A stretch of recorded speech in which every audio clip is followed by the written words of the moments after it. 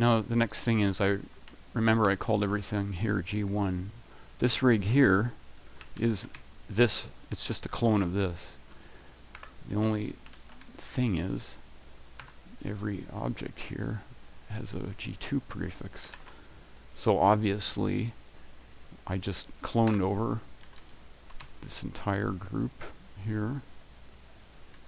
When they were in position here, I used this guy here, the tool Edit, Replace. I simply wrote in G1 underscore, replaced it with G2. I made it case sensitive because I think case is important. You should use upper and lower case because it helps you organize your words. It's hard to read a 3-word string if you don't have a capital on the front of each word. And again, we're talking about these names when used as communication tools. Anyway, so I changed that prefix just like that, made sure that this was only referring to the selection. In other words, I don't want to change everything, every instance of G1 underscore throughout the entire level, just this part. That's very important because if you ever did that, the undo function won't undo it in Hammer. Then just hit replace all. The other thing I did is I made sure that my selection mode was for objects.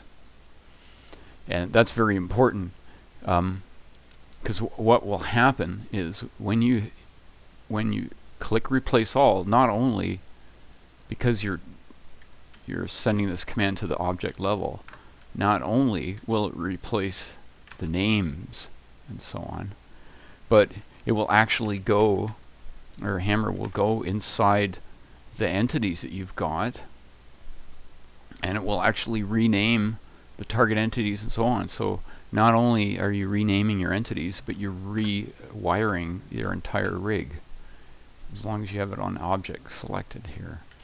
Then just hit replace all. So there, that's a fast way to you spend a lot of time doing one rig.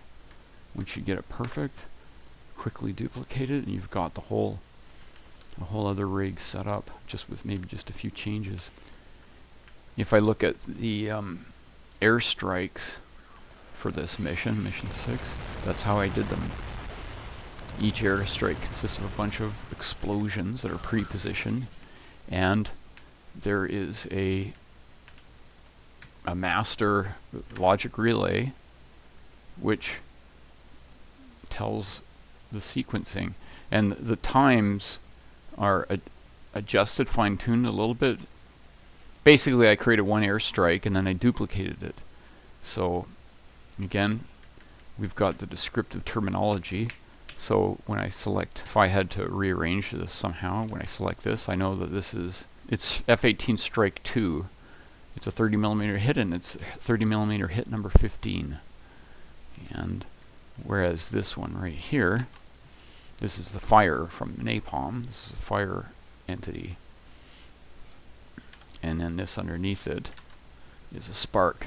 Basically, this is supposed to simulate the burster charge, which blows open the napalm shell. Anyway, so I use find and replace to do so much of this bulk wiring. There are a lot of scripted events in this mission, and if it weren't for edit and replace, it would have been just a nightmare. The amount of work would have been just incredible.